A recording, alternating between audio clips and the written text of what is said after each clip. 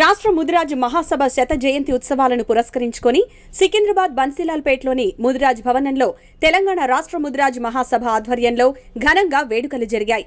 మాజీ ఎమ్మెల్సీ అఖిల భారత ముదిరాజ్ మహాసభ అధ్యక్షుడు కాసాని జ్ఞానేశ్వర్ ముదిరాజ్ అధ్యక్షతన జరిగిన ఈ వేడుకలకు ముఖ్య అతిథులుగా కేంద్ర గ్రామీణాభివృద్ధి, ఆహార, పౌర సరఫరాలు, వినియోగదారుల వ్యవహారాల శాఖ సహాయ మంత్రి వర్యులు శ్రీ సాధ్వి నిరంజన్ జ్యోతి, గుజరాత్ ఎమ్మెల్యే, అఖిల భారత ముదిరాజ్ కోలి అధ్యక్షుడు శ్రీ కువార్జీభాయ్ బావాలియాలు హాజరయ్యారు. పెద్ద ఎత్తున ముదిరాజ్ నేతలు, ముదిరాజులు పాల్గొన్నారు.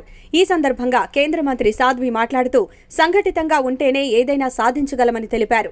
మన రామ్నాథ్ కోవింద్ ను దేశంలోనే అత్యున్నత స్థానం రాష్ట్రపతి హోదాలో కూర్చోబెట్టిన ఘనత భారతీయ జనతా పార్టీకే దక్కుతుందని పేర్కొన్నారు. నవాబుల కాలంలో ముదిరాజులను ఐక్యం చేయడం అనేది ఎంతో సాహసంతో కూడిన కార్యం. ఆ కార్యాన్ని చేసిన మన నేతల ఆశయాలను ఆదర్శంగా తీసుకుని ముందుకు పోవాలని పిలుపునిచ్చారు.